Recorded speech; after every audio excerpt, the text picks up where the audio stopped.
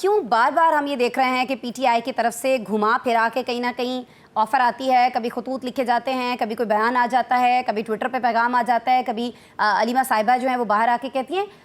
بار بار پیغام اور پھر ادھر سے بار بار نہ. ابھی بھی سچویشن یہی ہو رہی ہوگی کاشف صاحب؟ بس میں یہ سوچ رہا تھا کہ کیا مکافات عمل ہے کہ خود وزیر اعظم صاحب عمران خان صاحب کہتے تھے این آر او نہیں دوں گا، اب تواتر سے کہہ رہے ہیں این آر او لوں گا لیکن دے کوئی نہیں رہا. دیکھیں میں یہ سمجھتا ہوں کہ مذاکرات کی ٹیبل پہ آنے کے لیے قوم کی یکجہتی اور اتحاد کے لیے آپ کو گڈ ول جسٹر دینا چاہیے. آپ سب سے پہلے یہ کام کیجئے کہ جن لوگوں کو آپ نے لابنگ کے پیسے دیے، جن یوٹیوبرز کو آپ نے یہ ایجنڈا دیا کہ آپ ریاست مخالف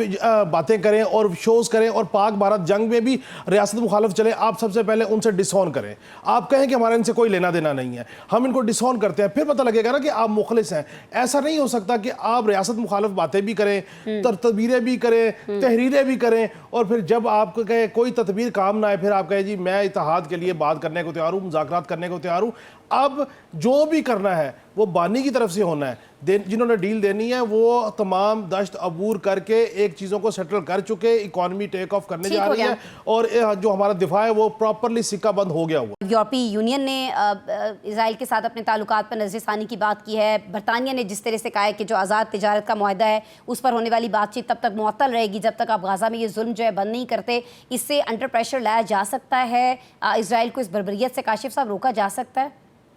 جی بالکل روکا جا سکتا ہے، اور سب سے بڑی اسرائیل کی سپورٹ وہ امریکہ کی ہے. اور اس ٹائم ڈونلڈ ٹرمپ جو ہے ان کی ایک ہی خواہش ہے کہ دنیا میں 3 بڑے تنازعات ہیں ان کو وہ حل کرنا چاہتے ہیں، اور وہ حل کروا کے یہ بتانا چاہتے ہیں کہ وہ ایک ایسی شخصیت ہے جنہوں نے دنیا کے 3 بڑے تنازعات، یوکرین اور روس ہو، پاک بھارت ہو اور غزہ کا معاملہ ہو. اب مسئلہ یہ ہے کہ پہلے اسرائیل نے کانسنٹ دے دی، کانسنٹ کے بعد ایک امریکی شہری وہاں سے ریلیز بھی ہوا، ہر چیز ہوئی، اس کے بعد اسرائیل جو ہے وہ بٹرے کر گیا، جیسے کہ انڈیا نے بٹرے کرنے کی کوشش کی ٹرمپ کے ساتھ گفتگو کرنے کے بعد مذاکرات کے حوالے سے. سو انڈیا اور اسرائیل ایک ہی پیج پہ، اور ان دونوں کی لائن آف لینتھ بھی ایک ہے، ان کی تھاٹ بھی ایک ہے. اب امریکہ نے اپنی جو حمایت وڈرا کرنے کا کہا، برطانیہ نے، فرانس نے، انگلینڈ نے. اور دوسری بات یہ کہ دیکھیں جو مڈل ایسٹ ہے جہاں پہ ٹرمپ صاحب آئے، انہوں نے بڑے معاہدے کیے دفاعی طور پہ اور $3 ٹریلین سے زیادہ کی انویسٹمنٹ وہ لے کے گئے ہیں. ان کا بھی ان کے اوپر پریشر ہے کہ آپ اسرائیل کو کہیں کہ غزہ کا جو ظلم ہے، بربریت ہے، اسے روکے. اب مسئلہ یہ ہے کہ اسرائیل جو ہے وہ اگر پیچھے ہٹتا ہے تو وہ کہتا ہے میں کس بنیاد پہ پیچھے ہٹوں، مجھے کیا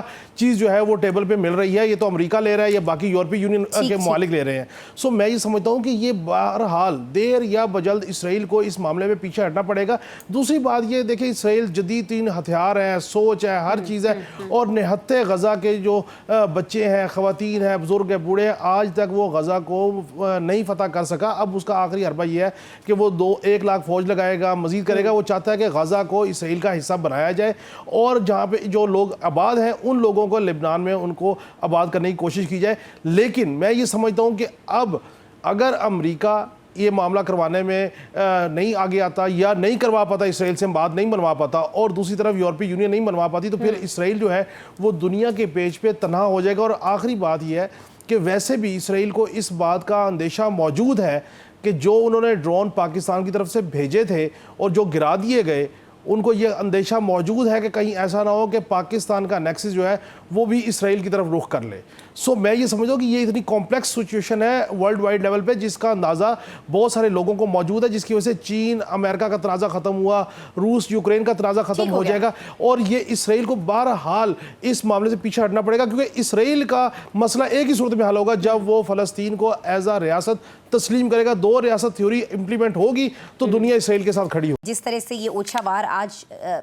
کیا گیا ہے، ظاہر ہے کہ اس سے پہلے بھی اس طرح کے واقعات ہو سکتے ہیں، دہشت گردی بڑھ سکتی ہے، اس کے کافی سارے خطرات موجود تھے، ان کا اظہار بھی کیا گیا مختلف لوگوں کی جانب سے. آپ کو کیا لگتا ہے سر اس کے پیچھے مقاصد کیا ہو سکتے ہیں بچوں کو ٹارگٹ کرنے کے پیچھے سر؟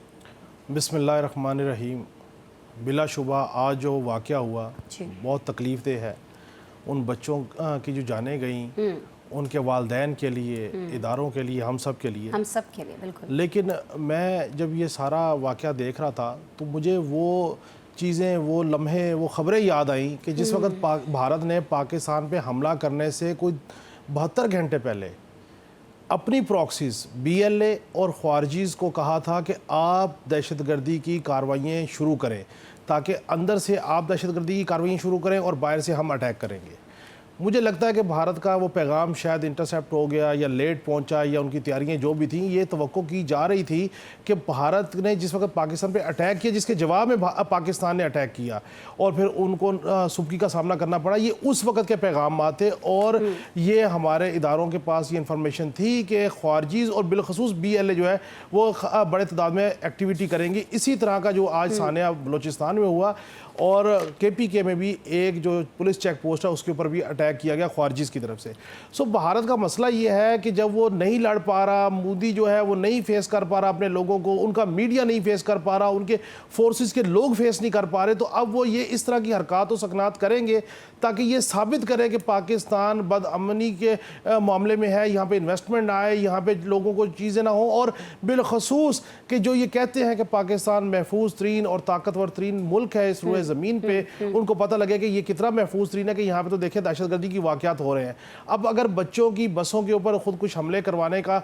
جو ذمہ بھارت نے لیا ہوا, اور میں آپ کو بتاؤں میں پہلے دن سے اس بات پہ کلیئر ہوں کہ انڈیا اور اسرائیل ایک پیج پہ ہیں, وایا افغانستان پاکستان کے اندر انسرجنسیز ہو رہی ہے, اس کے اوپر بالکل یہ ثبوت بھی موجود ہیں, یہ چیزیں بھی موجود ہیں. اب مجھے بتائیں کہ اس طرح کے واقعات کے بعد بھارت آج تک پہلگام کی چیزیں سامنے نہیں لے کے آیا. ہمارے پاس تمام ایویڈنسز موجود ہیں, ہر چیزیں, اور یہ جو ہوا اس میں ببانگ دوہل یہ ایویڈنسز سامنے آیا کہ بھارت کے ایما پہ یہ کام ہوا. BLA خارجی بھارت کے ایما پہ یہ کام کر رہے ہیں, اس کا آپریشن سینٹر جو ہے افغانستان ہے, اور اس لیے کر رہے ہیں کہ پاکستان جو یہ سمجھتا ہے کہ اس نے انڈیا کو ڈیفیٹ دی ہے, وہ ان کو یہ دنیا کو بتانا چاہ رہا ہے کہ پاکستان اتنا طاقتور نہیں ہے کہ وہ بد امنی کو کنٹرول کر سکے.